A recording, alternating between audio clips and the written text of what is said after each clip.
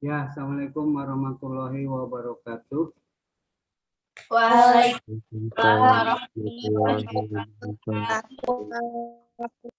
Ya, selamat pagi semuanya. Selamat berjumpa di mata kuliah kewarganegaraan. Bapak ingatkan semuanya kameranya on. Ya, kemudian jika masih ada yang memakai baju kaos, mohon cepat diganti bajunya ya. Ya, halo. Jangan ada lagi yang kuliah udah lama ini ya. Ada yang masih memakai kaos. Kemudian Bapak lihat ini kelas B kan? Ya, halo, ayo, ini kelas B kan? Iya Bapak, iya kelas B. Bapak lihat kelas B itu sekarang pertemuan terakhir ya, ayo, ya, halo. Seharusnya iya masih ada 2 pertemuan lagi Pak. Oh, 2 pertemuan lagi. Oh, ya, tapi apa di Bapak catatannya kecuali kelas lain. Kalau kelas lain semuanya ya, kelas lain semuanya itu dua pertemuan lagi. Tapi kalau kelas B ini Bapak catatannya 1 pertemuan lagi sekarang terakhir. Gimana? Ayo. Berarti ini pertemuan terakhir. Iya, kecuali kelas lain. Kalau kelas A dan kelas C Bapak lihat 2 pertemuan lagi gitu. Kalau kelas B mah di apa? Di absensinya udah pertemuan ke-14 gitu. Ya, ayo. Terakhir. Iya Pak, siap. Tapi ada Iya, materinya mungkin kalau keburu sekarang dibahas ya, kalau enggak ya. Tapi ada materinya ketinggalan gitu. Materi ya sekarang materinya otonomi daerah seharusnya ya, belum dibahas. Tapi materi apa korupsi kolusi nepotisme belum dibahas. Jadi kalau ada waktu dibahas ya. Kalau enggak nanti materinya kan di-share. Ya, begitu ya. Kita mulai. Iya, Sekarang bahasannya otonomi daerah. Ya, otonomi daerah itu apa? Otonomi daerah itu berasal dari bahasa Yunani autos yang berarti sendiri dan namos yang berarti undang-undang atau aturan. Dengan demikian otonomi daerah dapat diartikan sebagai kewenangan untuk mengatur dan mengurus rumah tangganya sendiri. Kenapa ada otonomi daerah? Karena dari semenjak Indonesia merdeka sampai reformasi, segala urusan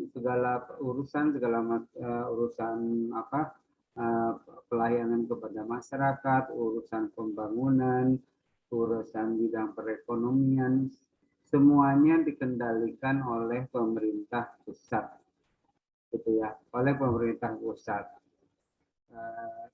Kemudian setelah reformasi, ya, ada Undang-Undang Nomor 22 Tahun 99, jadilah ada otonomi daerah. Jadi daerah diberikan kewenangan untuk mengatur rumah tangga sendiri.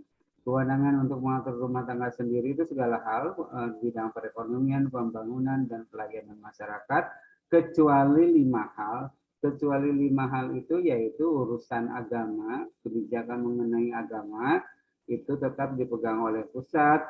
Kewenangan kebijakan keuangan, menerbitkan uang, menetapkan suku bunga, gitu, itu kurs rupiah itu di kewenangan pemerintah pusat. Jadi dari semua daerah sama, seragam harus jadi sama.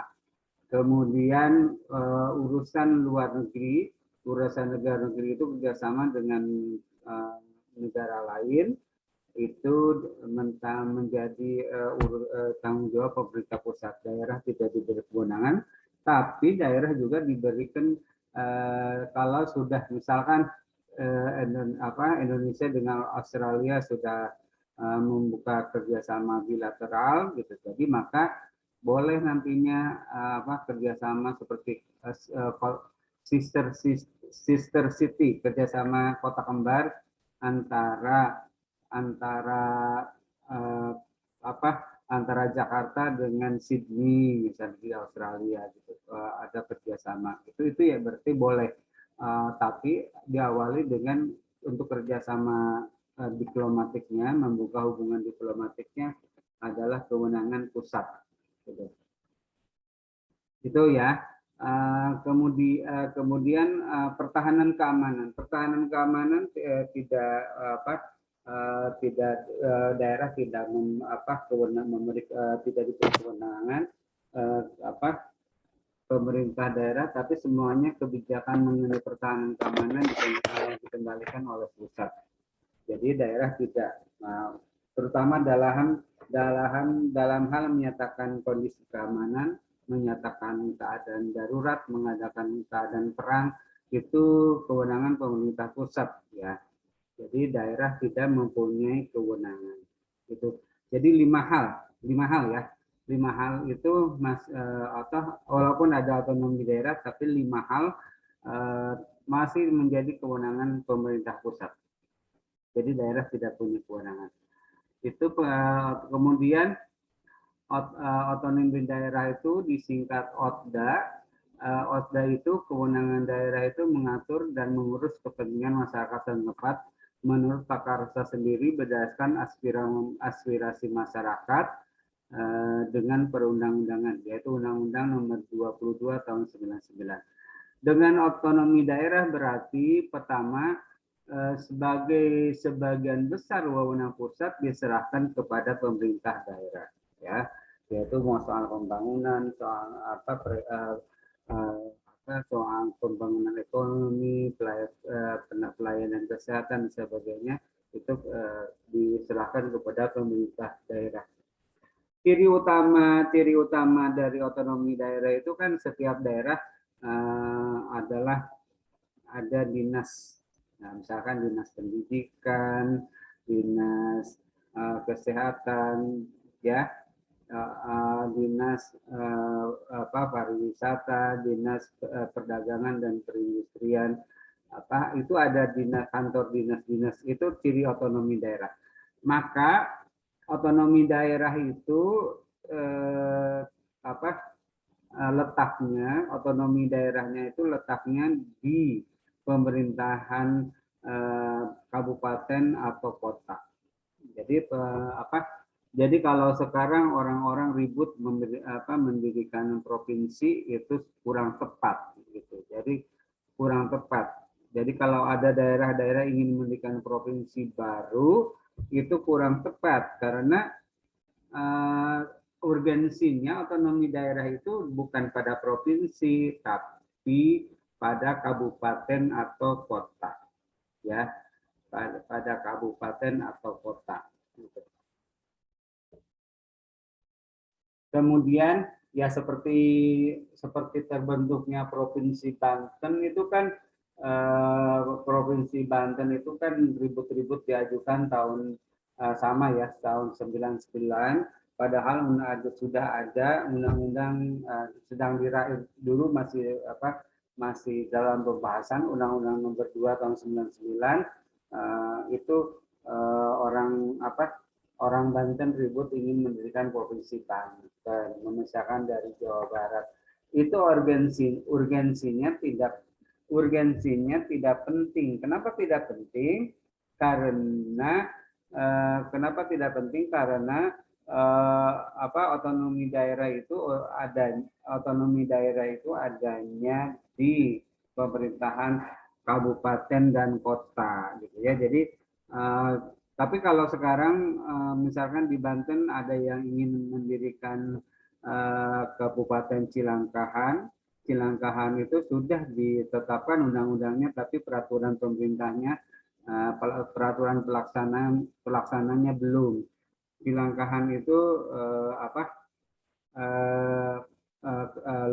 Kabupaten Lebak Selatan ya, Pak Malingping, Binuangen, Bayah, itu masuknya Cilangkahan.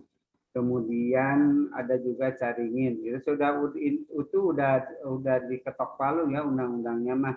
Tapi kenapa belum berdiri? Karena peraturan pelaksananya belum ada. Karena pendirian kabupaten baru itu kan memerlukan SDM, misalkan walaupun nanti ada sementara kan kalau berdiri itu ada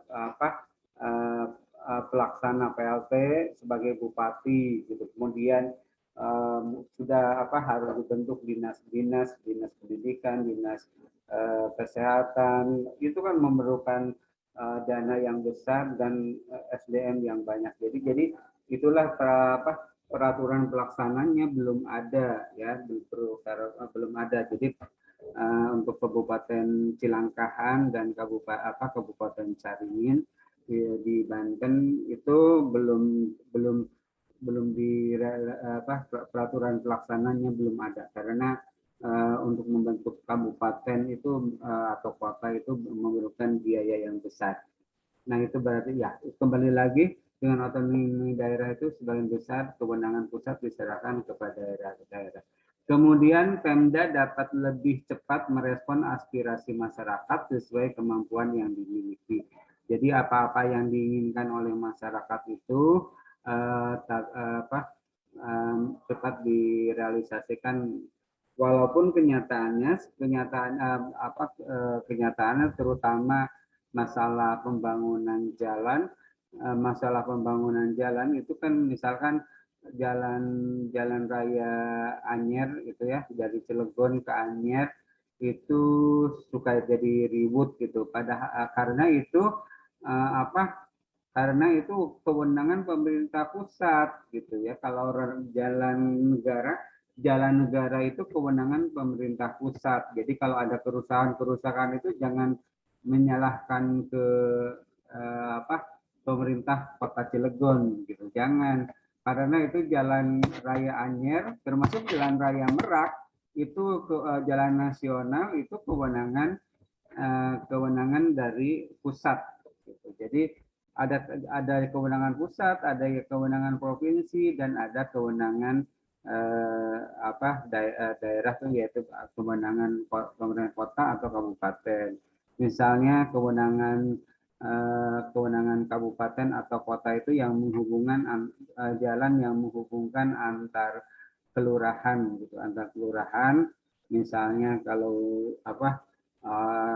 di Serang itu jalan dari Pontang ke desa-desa, ke Domas gitu, itu kewenangan Kabupaten Serang gitu. Jadi ya, tapi kalau jalan raya dari Pontang menuju Tanara terus menuju Keresek, Tangerang, itu kewenangan provinsi ya, kewenangan provinsi. Jadi kita harus tahu dulu ya, kalau terutama yang mengeluh soal jalan rusak, kalau mengeluh jalan rusak itu harus tahu dulu ini kewenangan mana gitu. Misalkan kalau kewenangan provinsi itu tadi sebutkan jalan dari Pontang ke Tirtayasa, ke Tanara, ke Keresek, itu jalan provinsi, itu kewenangan provinsi gitu. Tapi kalau jalan-jalan dari Pontang ke kelurahan ke desa Domas kemana gitu, itu kewenangan kabupaten gitu ya. Kalau misalkan jalan dari Kasemen ke Tirtaya, ke Kilasa, ke Sawah Luhur gitu, itu kewenangan dari kota gitu. Tapi kalau jalan raya Pelamunan, ini Pelamunan yang di depan kampus menuju Cilegon, itu kewenangan pemerintah pusat gitu. Jadi kita itu keluhan-keluhan itu harus tahu kemana nyampainya gitu ya.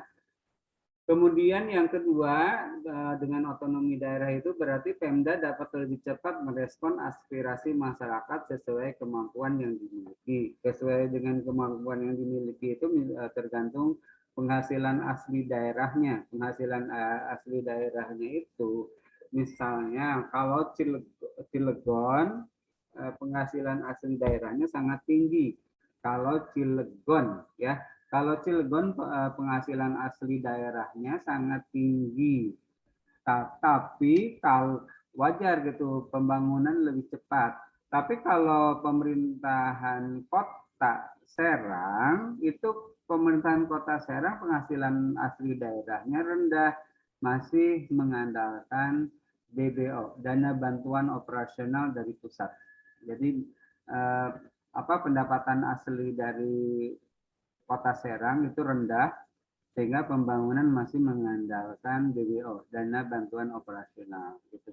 Jadi tiap daerah itu gerak dalam pembangunannya tergantung kemampuan keuangan daerah.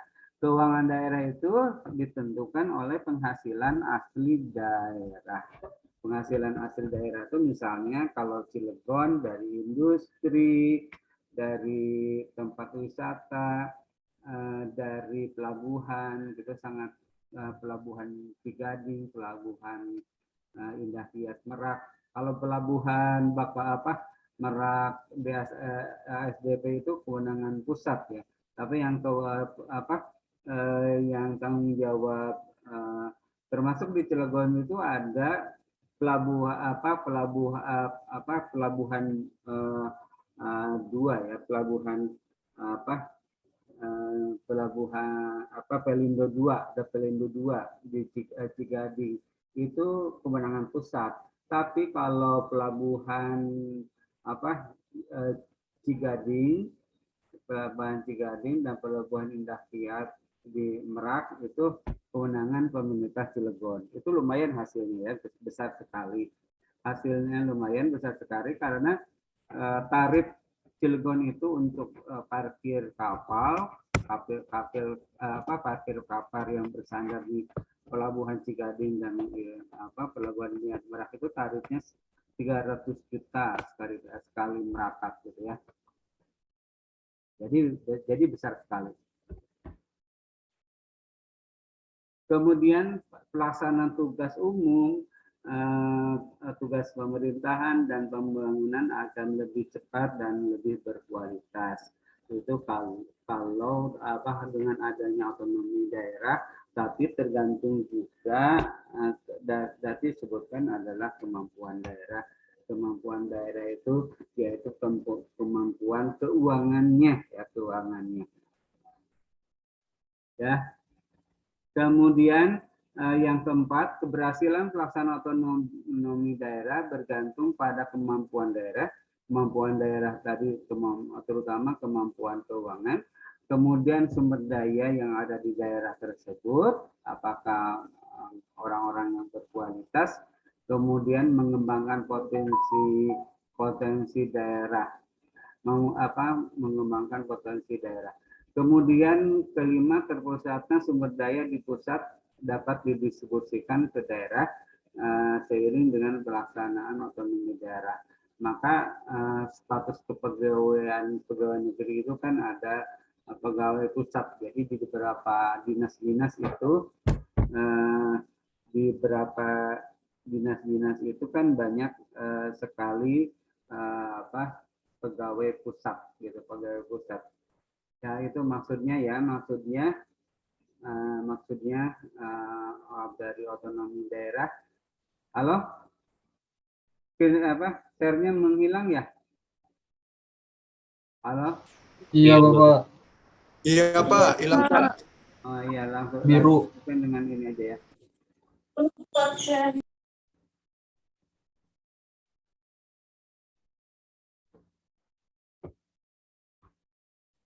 Ya baiklah, lanjutkan. Kemudian menguatnya daerahisme dalam pengisian jabatan akan dapat merusak rasa persatuan dan kesatuan Negara Kesatuan Republik Indonesia.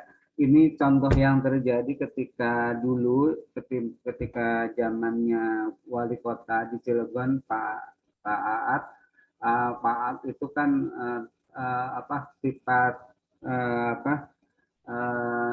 kedaerahannya sangat tinggi, sehingga dia menempatkan pejabat-pejabat di daerah itu istilahnya katanya dudu wong Turki.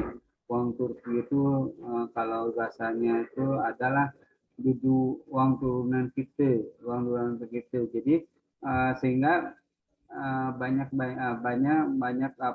para pegawai negeri sipil di Cilegon itu akhirnya pada mutasi ke Bandung gitu. Jadi itu sisi lain efek dari otonomi daerah ya. Otonomi daerah itu sisi lain adalah menguatnya daerahisme ya, sehingga itu salah satu yang merusak NKRI. Jadi pengaruhnya tapi itu hanya kasuistik, hanya aja misalkan hanya di Cilegon. Di daerah-daerah lain tidak seperti di Padang, di Makassar, di mana-mana tidak ada sukuisme. Jadi tetap ya, jadi balutan NKRI sebagai negara kesatuan itu tetap dijaga gitu ya. Jadi itu. Ini mohon maaf juga ya, internetnya ternyata di ruangan Bapak ya, maksudnya di kampus ini timbul tenggelam. Jadi Bapak mohon maaf juga ya. Ini jadi bukan kuasa keinginan kita. Jadi ini internetnya juga, apalagi di ruangan Bapak itu selalu timbul tenggelam. Tadi sudah ada peringatan ya, melemahnya jaringan. Begitu ya. Jadi mohon maaf. Jadi internetnya timbul tenggelam. Ya, lanjutkan. Nah, sekarang pendapat para ahli tentang otonomi daerah. Otonomi daerah kalau menurut Sugeng Istianto, otonomi daerah itu sebagai hak dan wewenang untuk mengatur dan mengurus rumah tangga sendiri. Ya, memang sebagai tadi bunyi dari Undang-Undang Nomor 22 tahun 99, jadi otonomi daerah itu adalah untuk mengatur hak untuk mengatur wewenang atau hak mengatur rumah tangga sendiri.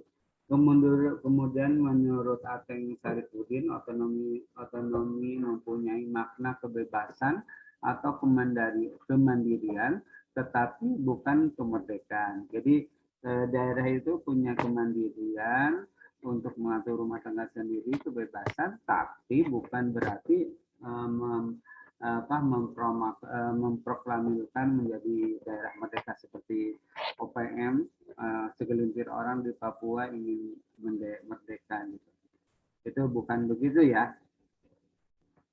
Kemudian kalau menurut Benjamin Hussein, otonomi daerah adalah pemerintahan oleh dan untuk rakyat di bagian wilayah nasional suatu negara secara informal berada di luar pemerintahan pusat.